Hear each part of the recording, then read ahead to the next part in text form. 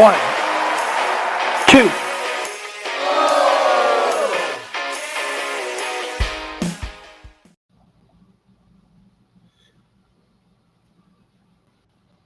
Hello, one and all, and welcome to another episode of The Kickout, the final word in professional wrestling. I am your host, the Wizard CZ. We are powered by Lopez Pizza, built by Durham Remodeling, colored by Ryan Allison Tattoo. And of course, the show wouldn't be the same if it were just me yakking at the screen. I have my tag team partner, Mr. Never Wrong, Nick Bull. Never Wrong, how you feeling today, my friend? CZ, we're in the throes of summer. It is warm and it's hot. I'm not in my usual spot because the sun is beating down, but we're adjusting here. We're in the shade, we're keeping cool, and of course, we're here to talk wrestling as always. Yeah, hell yeah. Love talking wrestling. And what a fantastic time in wrestling we had. It is. We've didn't have any big shows this weekend, so to say, but we did have a show that went on, and I think we both enjoyed it.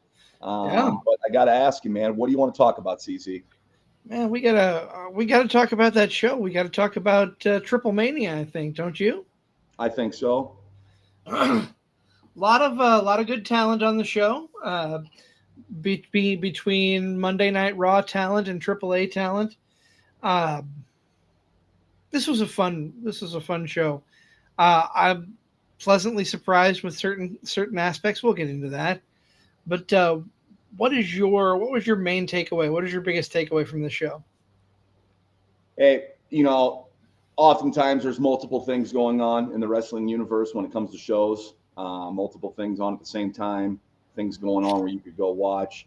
For me, it was a slow weekend, and it was being able to tune in after a long hot day at 8:00 on a Saturday night, free for YouTube, and be entertained for a few hours. That's the expectations I had going into it. And my takeaways from it were this: is like, if you didn't watch that, go back and watch it. It's a 2-hour show, I think. Was it 2 hours? How long was it, CZ? Because I don't remember. 2.5. 2.5. Okay, it's a 2.5-hour show. 6 matches. It's AAA with WWE producing it. So, I mean, the product was I thought the matches were good. For not knowing some of the people in the background, they did a good job of introducing them with the stories and the past and what's led up to that match and stuff. So I thought it was a really well done job. And my takeaway from it was, you know what, with AAA's knock has always been, it wasn't, storylines, blah, blah, blah. It just wasn't enough continuity. I think with WWE being a part of it, they're going to get the shine of the production. They're also going to get to work with the good talent. And I think AAA is just going to look better as a whole, aesthetically, optically. What about you? No, I can completely agree. I think it's going to be. I think their product is top notch because they've got the machine behind them now, and the sky's the limit for AAA. As far as the show itself, I thoroughly enjoyed it. I think a lot of people were expecting the title to change at the end of the night. That did not happen, but I wasn't upset.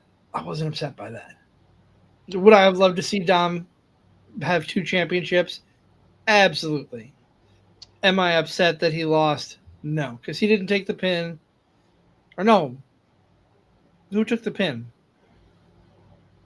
He did take the pin, didn't he? Because of AJ's interference. Yeah, I think he did. But there you go. You had AJ interfering, which really doesn't make him look any worse in getting pinned that way. He lost the match, for his storyline going forward. He lost because of AJ. Exactly. So having AJ Styles show up during that match leads me to believe we're probably going to get Dom and AJ one more time. I'm not upset by that. When it's going to be, maybe Survivor Series. I don't know if they can wait that long, dude. That's 3 months away. They're not going to wait that long for Survivor Series. I wouldn't think so. I bet it happens either in Paris or at the very, very latest in Perth. Probably one of those two. I don't think they could hold off till SummerSlam. As cool as that would be. But no, I thought it was a great show. Fans probably wondering why El Hijo del Vikingo was getting booed. Yeah. Did some reading, and that's the loyalist fans who were fans of Alberto Del Rio, who in AAA was Alberto El Patron. Before WWE, well, right after WWE took over ownership of AAA, El Patron dropped the title to El Hijo del Vikingo.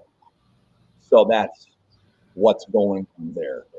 Um, And not to that's get too rising. far into the backstory, but That's Alberto doesn't have a good track record with WWE. no WWE and Alberto Del Rio do not have the best working relationship. So that was one thing when AAA started that I thought, well, you know what, this is something we got to keep an eye on. Are they going to get rid of him, or are they going to work together again?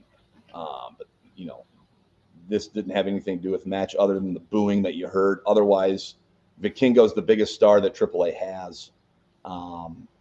And I thought they did a good job of showcasing him in this without, making a WWE guy look foolish. Right. I agree. I agree. And the rest of the card is fantastic as well. The opening match, the what do they call it? A gauntlet, a scramble, the type of it's a type of battle royal, but not in the traditional sense because you can get pinned or submitted as It's well like a as royal. top rope. It's like a Royal Rumble. They cap it at 14 people. Somebody comes out every 90 seconds. Pinfall, submission, over the top rope. Kind of unique, kind of different. Good way to start the show. And the optics you get with, I don't know how tall Omos is, to Microman or something else. Microman's not 3 feet 3 inches. There's no way. There's no way. Right. There's no way. But that's what's cool about wrestling is seeing a 7 foot plus dude with a 1.5 foot, 2 foot guy in the same match. Yep. That picture is something that everybody is going to remember, seeing those two have that stare down during the match. Very much so. Omos just kind of looking around and then finally turns his head down, and there's Microman towering right. With him towering over him. Right. Great visual there. Great visual. Lots of good talent here. I'm excited to see what AAA does. I know that a couple titles changed hands. I liked the nod to Doctor Doom that El Messias did in his match. That was pretty cool. Being a Marvel fan and a comic or superhero movie cartoon TV show. I never really got into the comics. I got more into the viewing of them. But yeah, I'm excited to see where AAA goes from here. Yeah, sounds like another show has been announced. A Worlds Collide show coming up. Got to think it's going to be to get the YouTube treatment again. I would think so. And I'll tell you what, the only difference between you would notice from last night's shows to a WWE show is the fact that it wasn't on Peacock. It's on YouTube. I mean, it's the same exact thing. And I like that they're doing that. They're trying to get as many different eyes on it as they can since acquiring it, and WWE's masters of that, building people that were unknowns before or relatively or not as known by as many people. So, yeah, I was excited. I had a good time watching it. I thought that main event was fun. Yes. And, the one thing I wish I could change about the whole pay-per-view is I wish Chad Gable was back as El Grande Americano, even though Ludwig Kaiser singing in Spanish and the crowd singing back, getting him over. I mean, this is crazy. Ludwig Kaiser is going to have to go around, 20 years from now at conventions with an El Grande Americano mask on. He's a German pretending to be an American, pretending to be a Hispanic. JBL was awesome on color, I thought. Yes. JBL and having Conan there is a very big thing. Conan, of course, going into the Hall of Fame during the show, the AAA Hall of Fame. But Conan there explaining things that the normal fan wouldn't know. JBL was, people rail on JBL's broadcasting in the past, and it's and it was bad at times. But last, the other night with this AAA event, I thought it was really good. Corey Graves, very knowledgeable, good all around production. I kind of hope this is the production team going forward, the announce team, excuse me, for AAA. It'd be very cool. They did a good job together. They meshed well together. And of course, the night wouldn't be the same if we hadn't gotten to see Demonisto. You never know what you're going to get. An iguana puppet against a Finn or a beat, the demon Finn Balor puppet. It was hilarious. Cracked me up. The crowd seemed to be behind it at the time. And the announcers getting in on it. And JBL going, like, we're supposed to know. Like, yeah, that's Demonisto. Like, you idiots. Like, you don't know that? Yeah, I felt like an idiot because I didn't know that. But I love how that was perceived and talked about as if something that everybody should know about. So I got a good chuckle out of that. But all in all, I was entertained. I enjoyed it. And I would encourage anyone watching this show, our short form show, The Kickout, to go back and watch it on YouTube. If you found us, we're here. We love to talk wrestling. This is our short form show midweeks. Of course, we are the Card Subject to Change podcast, the podcast by the fan for the fan, powered by Lopez Pizza, built by Durham Remodeling, and colored by Ryan Allison Tattoo. That's our long form show on Sundays. CZ, what do we have coming up this week on the Card Subject to Change podcast? My friend, we've got an overly busy weekend because not only are we doing Saturday, we've got something going on Sunday, something very huge. The podcasts collide as part of Convergence Heroes for Hudson, a benefit show for the Hadley family. We'll go into detail on the show, but very excited to be with the boys from Two Count, Zach Takis from Shotgun. We're all coming together for a good cause, and that'll be a lot of fun. I'm excited for that. Sunday we have Forbidden Door, but we also have Heat Wave. So busy weekend next weekend. I don't know how we're going to handle that, Nick. I don't know if we'll stay tuned. That's why the card is subject to change. 2 events next Sunday going on, probably at the same time. As we as wrestling fans get accustomed to now. But Forbidden Door, big show for AEW. That'll be in London at the O2 Arena. And, of course, NXT's installment of Heat Wave will be next Sunday. And we have to talk about the announcement we made this past Sunday, Nick. Very excited. Very excited. Collaborating with our good friend Joe the Show Winkle to bring you Wrestlebacks. Rewatchable must-see matches. That's going to premiere on Tuesday, September 2nd at 7 p.m. We will be going over WrestleMania 39's main event, Cody versus Roman. Night 2. What's that? Night 2. Night 2, yes. Nick, for those who don't know, like myself not being a heavy actual sports guy, explain what a wrestleback is and why we came up with that name. Wrestleback. Well, if you're into amateur wrestling at all, in the wrestlebacks, you got to battle back, and wrestlebacks they're a bitch. They're a hell. You got to come back through the bracket to beat everybody to go on to take on the winner of the other bracket. So kind of a little spin on the amateur wrestling thing, and of course the pro wrestling thing, and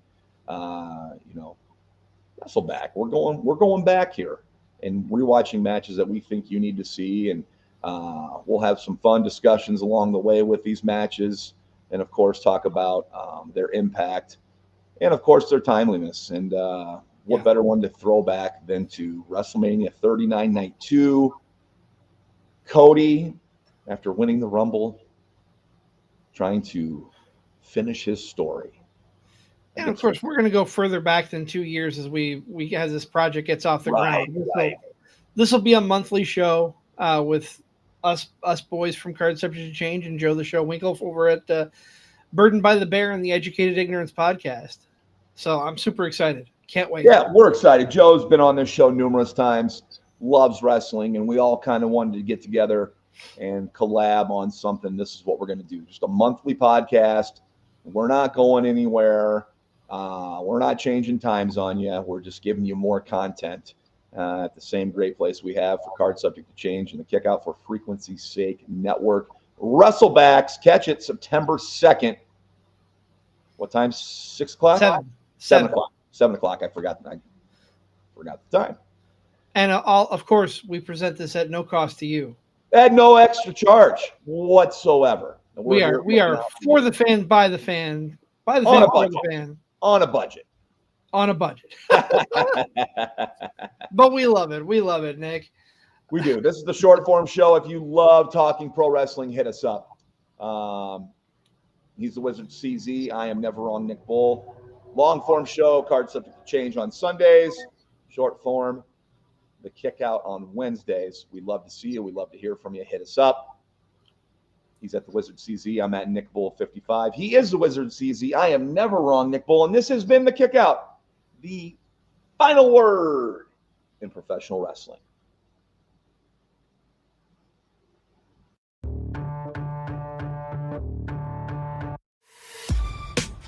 This has been a For Frequency's Sake Podcast Network production. For more great content, subscribe to For Frequency's Sake on YouTube, Facebook, and Twitter.